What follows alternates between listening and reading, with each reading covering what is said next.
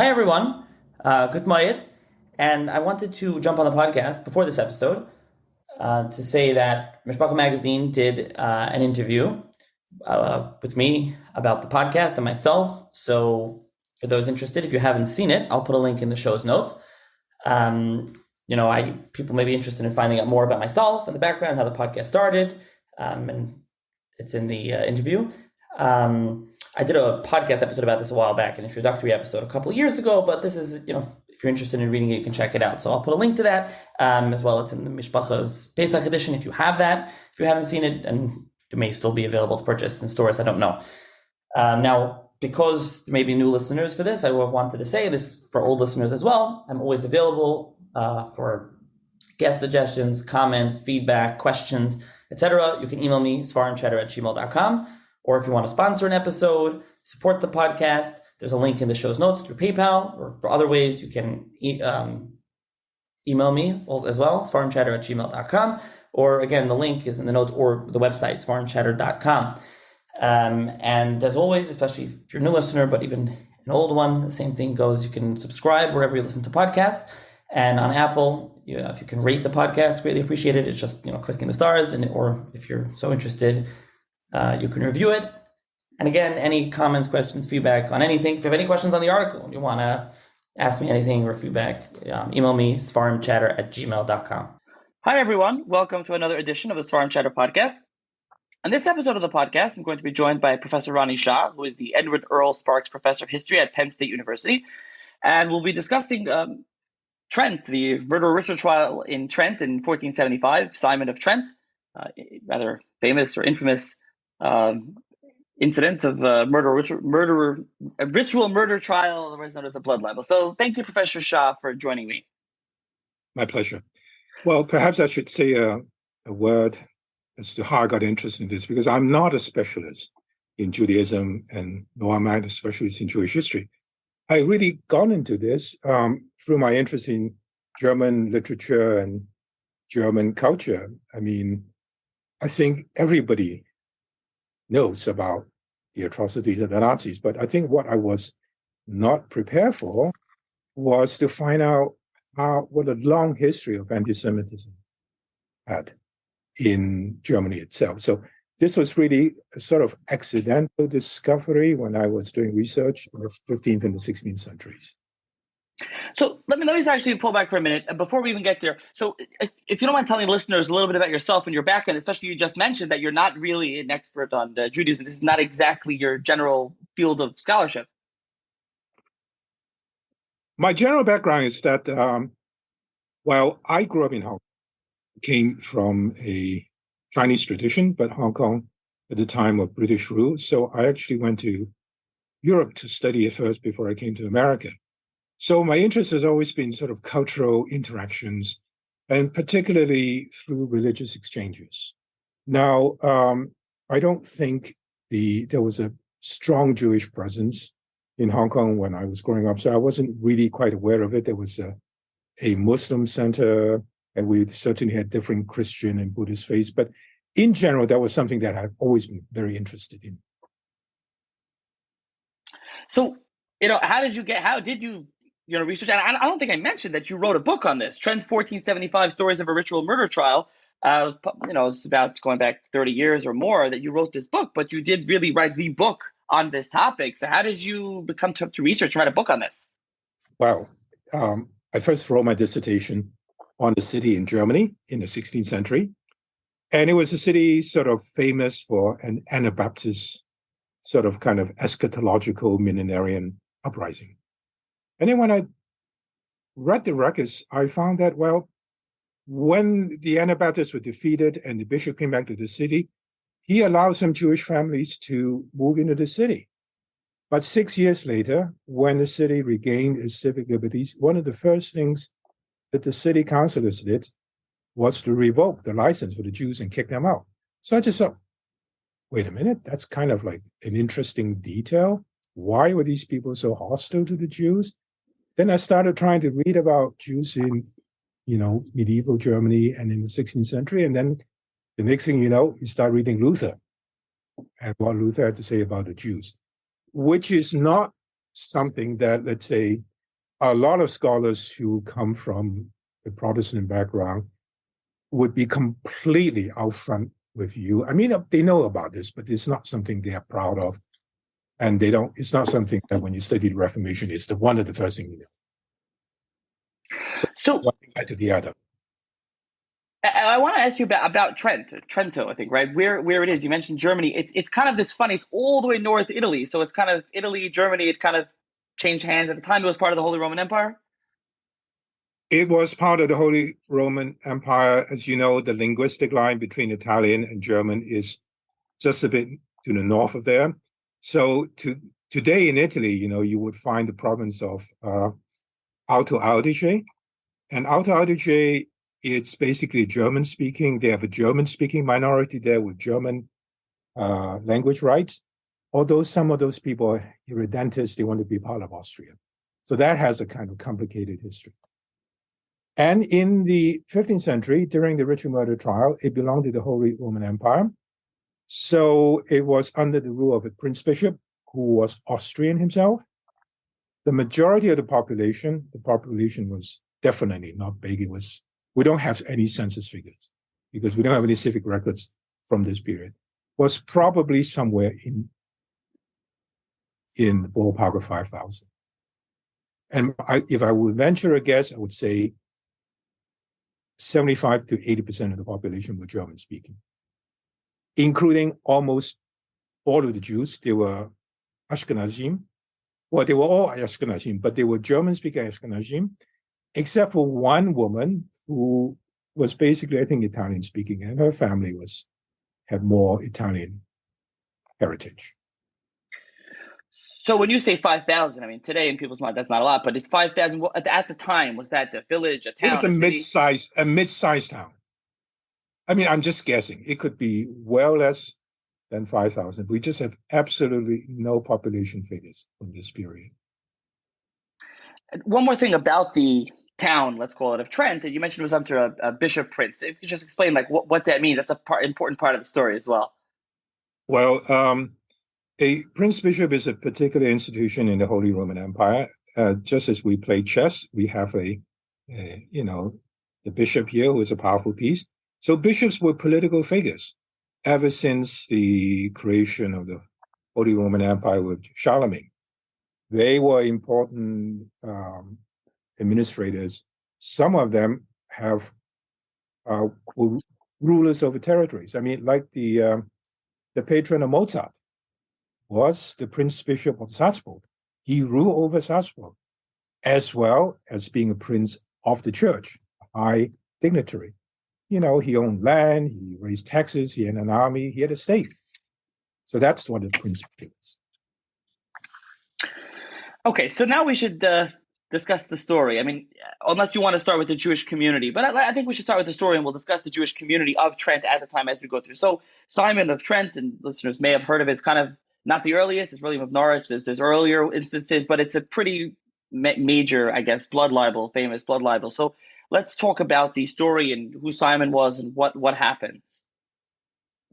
Well, these charges almost always happen over the conjunction between Passover and Easter. And the story happened when the servant in one of the Jewish households went down to the basement to get water. The basement also served as the ritual bathing place. And it leads to canals outside, waterways, ditchways. And he found the corpse of a little boy. And he alerted his master, and they were all stunned. And then they knew these things have happened in Jewish history, but they had no choice. So they went to report this to the local authorities, and they came home. And later on, they were all arrested. When an accuser then went before the authorities and said, well, he saw this boy being kidnapped or enter the house of the Jews. So that's how the tragic story first began. And we can talk about the Yeshiva University manuscript that you used for this book, but you really give it over in the book. For those interested, I'll put a link in the show's notes of the book, for the notes of the podcast. But you really lay out very movingly how they come home and they find the corpse, and there's the small community, and there's just confusion, hysteria. They're just, what do they do? And they know what's going to happen. They almost know what's going to happen, but they feel they have no choice, as you say, and they report it. Some want to run away. They don't run away. We can talk about it. So it gets reported. They're inevitably arrested. What happens? Once they were arrested, there is already, if you will, a strong prejudice against the Jews and the presumption of guilt. The law of the Holy Roman Empire allowed for the application of judicial torture. There are strict regulations as to how much you can apply. You can never supposedly maim the person or hurt them that they cannot recover, and there has to be a limited time period. But it was quite clear from some of the sessions that, as you know, today with police abuse, police are not supposed to hit people, but they do, that clearly there was a very liberal application of judicial torture. Strongly linked to, I think, the conviction on the part of the authorities that these Jews are guilty. We just have to get a confession out of them. And the reason why the presumption of guilt was not just a generally prevailing anti-Semitic trope among the Christians, but in that region of northern Italy and Austria and southern Germany, there were at least 2 cases of blood libel within a generation. One of them happened just a few years before that in a small town near Freiburg. Freiburg is today in southern Germany, between the French-Swiss border. And that resulted in a ritual murder trial, a blood libel, the blood libel of Enningen. And several Jews were executed. But it was not allowed to pick up political steam because the emperor said, just stop this already. And the other one happened in Austria in a village called Rinn. And there was a boy who was supposedly murdered, and the accusation was raised against the Jews, but it never came to a trial. But the suspicion always lingered. So I think the Prince Bishop and a lot of the people there, they just kind of thought, well, this is part of a pattern. In fact, the Prince Bishop sent officials to Enningen near Freiburg to get a copy of the court testimony. And so you can see how the whole chain of events, it's a suspicion that this is, a pattern of crime that is, much deeper than anybody can imagine. They were determined to get to the bottom of this. Now, as you mentioned, there was judicial torture. So first of all, they just were trying to extract a confession, and once they confess under torture, well, that's it. That wasn't considered, coercive. That's factual. But also, you described very much the torture in the book. They strung them up on a rope. They would put hot eggs onto their armpits. I think if you want to describe a little bit, it's just very graphic. It's a really terrible situation. I think the main thing is to string people up, which is called a strapata, and then interrogation under this, and so long hours of this will, dislocate your joints, and that is the main thing. And then they put sulfur under the nose, but that is the main thing.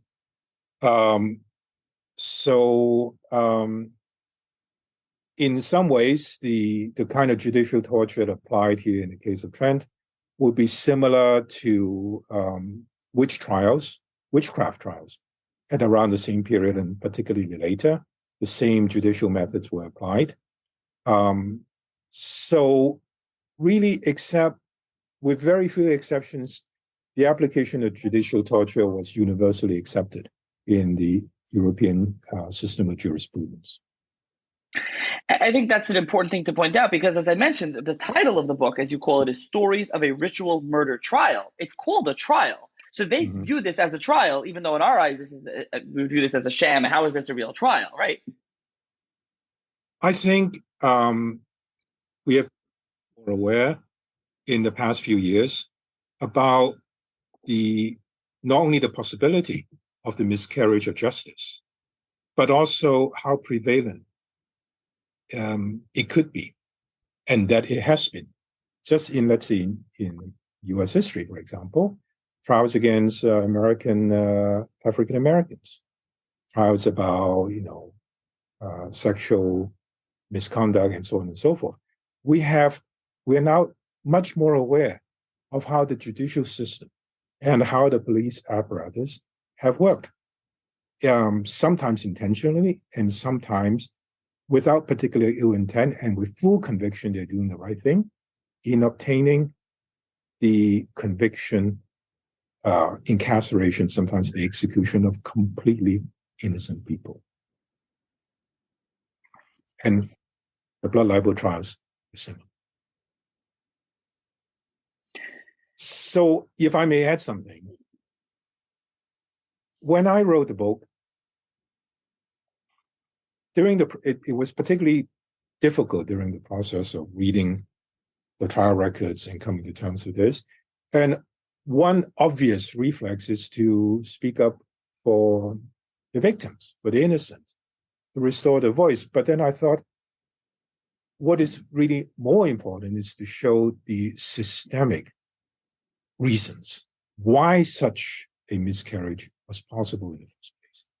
And for that, I need to keep my emotions in track, try not to become an advocate for the Jewish accused, but rather present everything for the reader.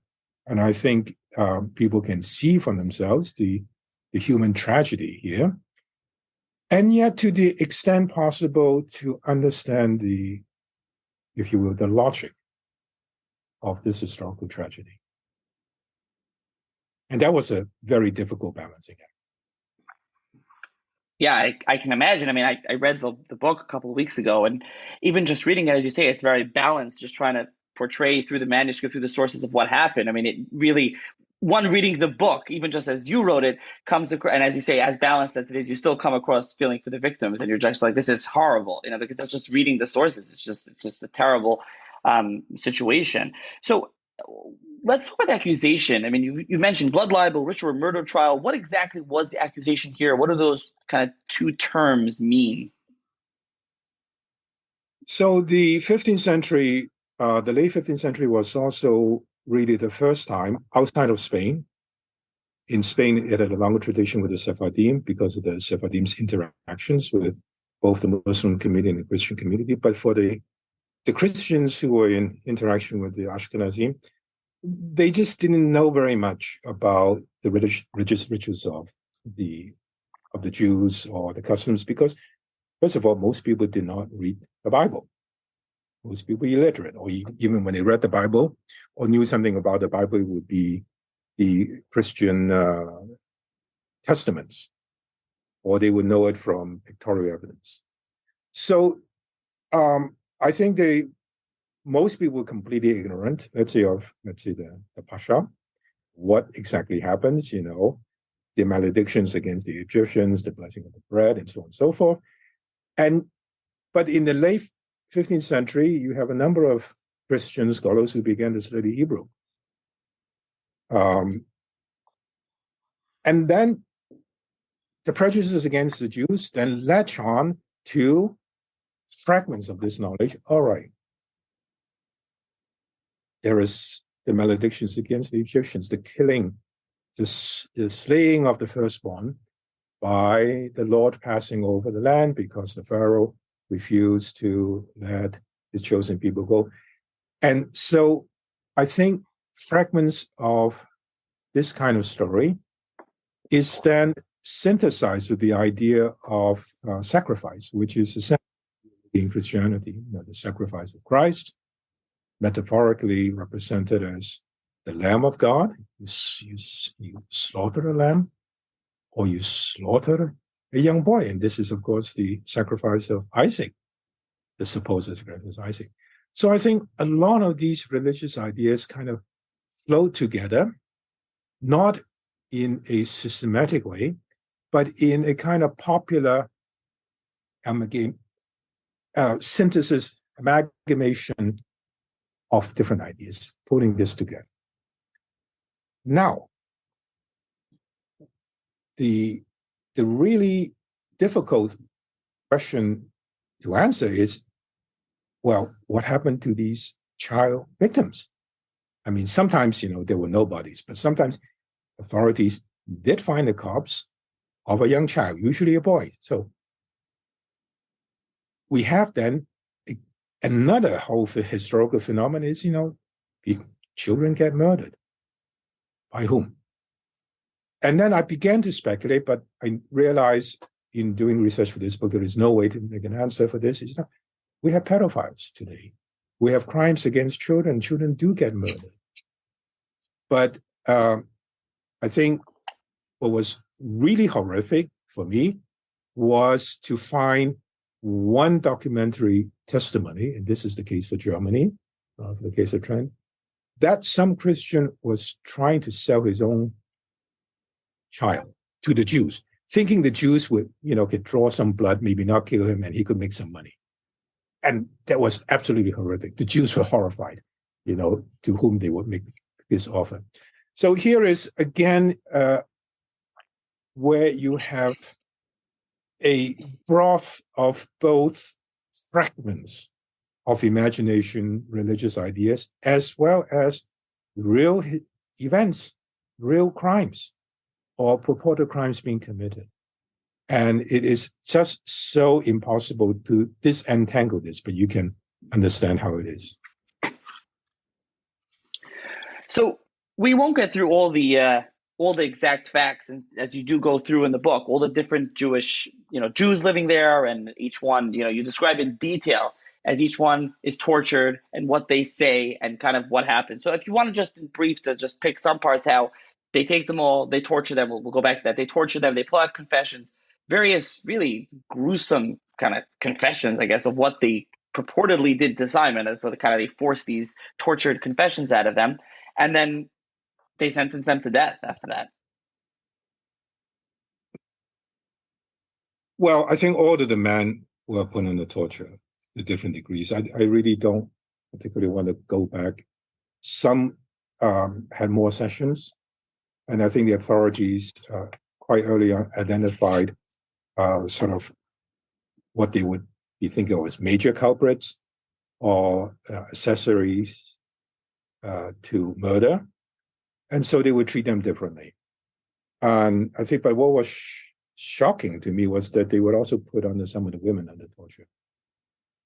Now, in hindsight, one should not be surprised, because in the witchcraft trials, about 80% of those interrogated were women, and a lot of them were subjected to horrendous torture.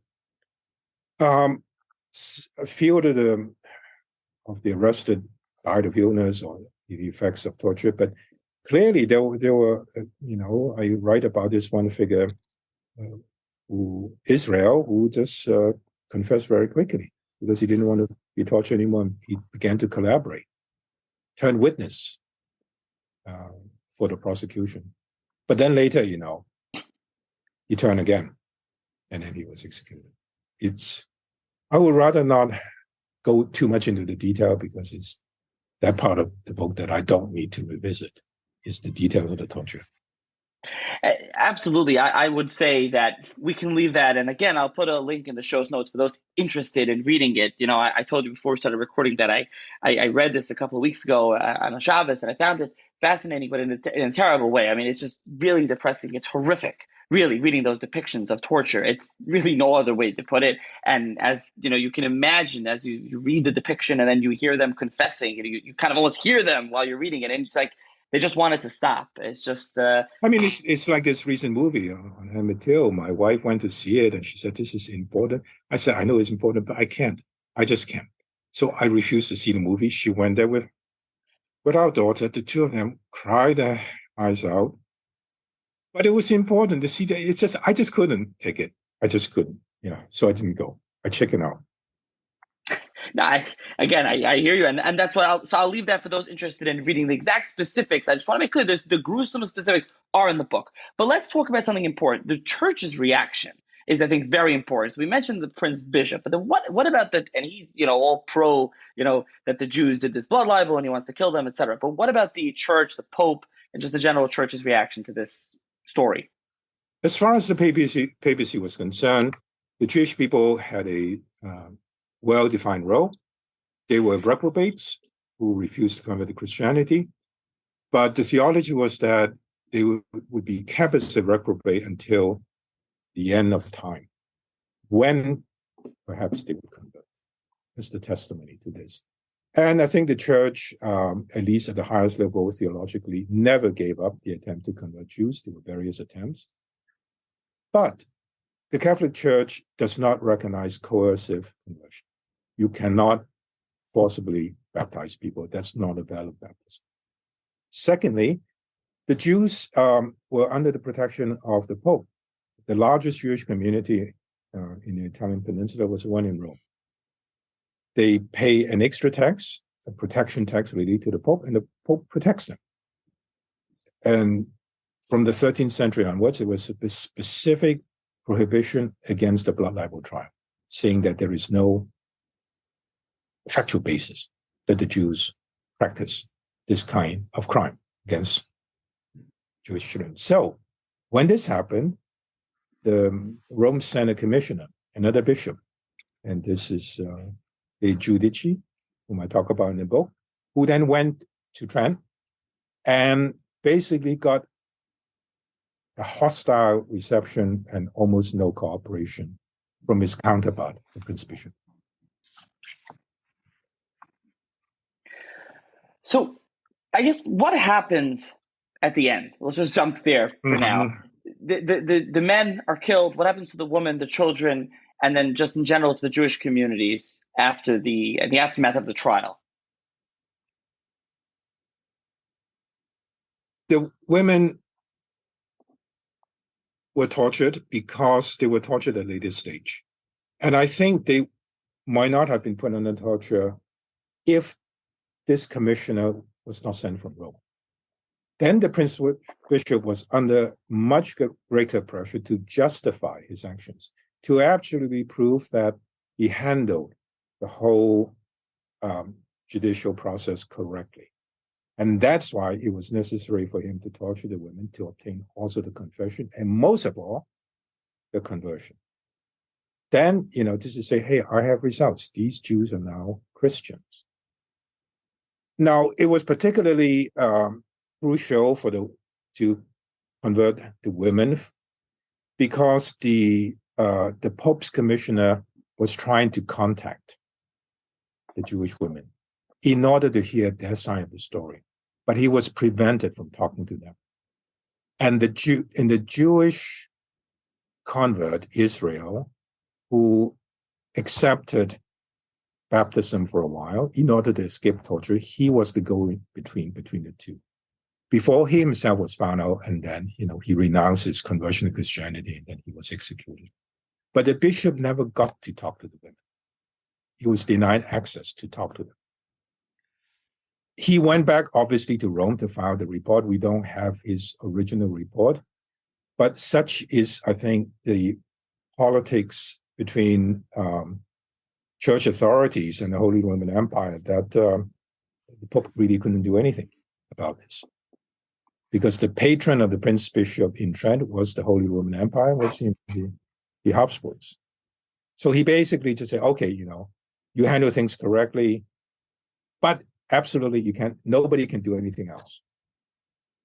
By this time, of course, the Prince Bishop who sponsored this whole trial managed to really whip up a great deal of passion about Simon of Trent.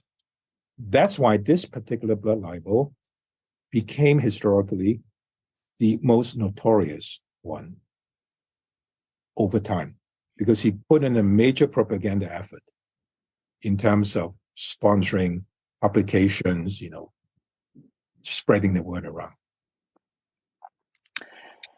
If he was already doing this the whole time, as you lay out in the book, they took Simon, they left, they found the corpse after a while, and it smelled horrible, and it was sitting there in the church. They just left it there, and I think even when the Pope's bishop that he sent, the emissary, comes, and he was just like, oh, it's terrible. He couldn't even be in the body, and this is what they were just, and he was, no, they're like, what do you mean? He's doing miracles, the body. And they were trying already, the propaganda machine was in full swing.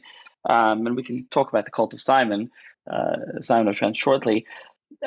So what kind of, as you say, this is like from the most the most notorious blood libels. I mean, what kind of an impact does this have afterwards throughout the centuries? Well, for one thing, the small Jewish community was wiped out in Trent. We have absolutely no documentary evidence of what happened to the Jewish women and the children. They eventually managed to somehow get back to the larger Jewish community in Italy. Did they manage to get back to the faith? We don't know. We have no idea as to the fate afterwards. What became notorious, of course, was that this was also the time when the printing press in Gutenberg and all of this was in full swing. And the printing press, in some of its earlier works, really highlighted the trial in Trent. And so it was really through this print culture that it had an impact in the 16th century and the 17th century. As I have mentioned, there was one case in Austria, in Rinn, this village, a boy called Andreas, and never came to the blood libel trial. But after Trent, locals kind of reopened the whole thing. Now, by that time, there were no Jews for them to persecute. But what happened was that by the 17th century, they managed to get a local cult out of this boy and basically declare him to be a Christian martyr saint who was killed by the Jews. And it remained a local cult, not officially approved by the Vatican, but it was not abolished until the 1970s. And when it was abolished, the local Catholics staged a protest against the bishop. I mean, I was sent stories from the local newspaper, and this is quite stunning. So the Simon of Trent became, if you will, the archetype of what a blood libel would be. That is, it was always a boy, and it's always a Christian boy, and the reason why he is killed is not because of pedophilia or because Jews hate Christians. It was because it is like an enactment of the crucifixion of Christ, specifically like the Christ trial. So there is an emerging of the idea of the crucifixion, which in Christian culture in the 15th century became much more intensified, like the cult of Christ on the crucifix. If you have any kind of interest in Christian art, you will know that by the 15th century, 16th century, the crucifixion became such a prominent motif in Christian art, and especially really gruesome representation. The most famous one being the one by Martin Grunewald, which is today in a museum in Colmar, with a Christ figure that is, it's just a real human in suffering. So it wasn't necessarily that they were killing the child to use the blood for matzah. That's not what it was. That was the accusation, of course. That was the accusation, that it was absolutely crucial for Jewish rituals. But that began to be disproved, even by the Christians themselves, because as they began to study Christian text, they said there's nothing, in the Haggadah about this. I mean, they never sprinkle human blood. They don't use human blood. I mean, it's abhorrent to them. And even the most infamous Jewish convert to Christianity in the 16th century, Pfefferkorn said, no, Jews don't use Christian blood for this. They're bad enough if but they don't use this stuff. So that became less important over time. It was still very important in Trent itself. And then over time, then it just became, and then what is interesting, of course, is that by the 19th century and the 20th century, it's in anti-Semitic imagination, is like the Jew as a child predator. And you have that very much in the Nazi kind of German anti-Semitism, and then the victim can be, female too. They would be interested, younger girls. So this is how the floating anti-Semitic racist ideas can become secularized and yet survive. It's like how, COVID, bacteria can mutate and become a new form of COVID, even though you find some kind of cure for it. It's a disease. It's a germ. The germ is really these ideas of prejudice and racial and religious prejudice. And of course, the great irony of history is how the Nazis look at the Jews themselves as carrier of pestilence.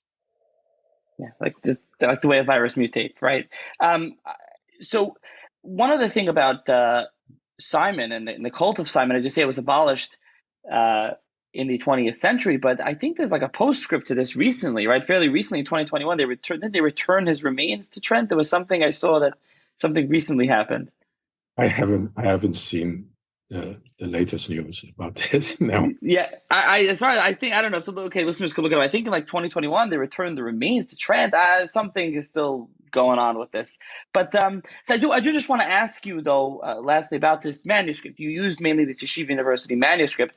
Do we know who wrote the manuscript? If you could just talk a little bit briefly about the manuscript. The manuscript was at the coat of arms of the Duke of Wittenberg. So it might have been commissioned by the Duke of Wittenberg. It was in German, unlike the other manuscripts, which were all in Latin. We know the interrogation was carried out in German. So the German manuscript might have kept more of the authenticity of the original interrogation. And then the manuscript passed from different collectors over time. The Latin manuscripts have always been either in Trent or in Rome, and they have been edited and published. We don't know who wrote this manuscript, though, right? We don't know who wrote the manuscript. We don't have an author. And as for how accurate the manuscript is in the depiction of the events?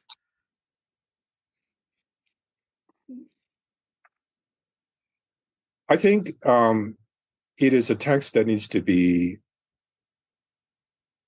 disassembled. That is, when there is an interrogation, the description of the torture, how the Jews react, the emotions, then one can probably say, well, it was most likely taken from the actual verbatim, the trial records.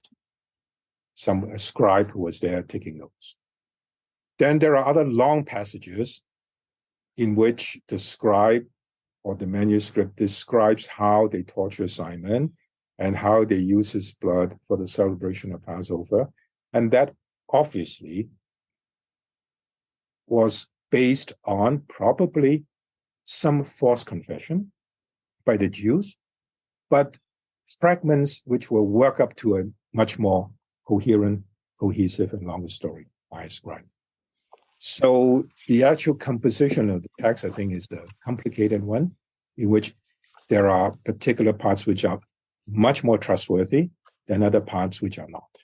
And it was my role as the interpreter to disentangle this and reconstruct what was the original setting, the conversations, to the extent possible.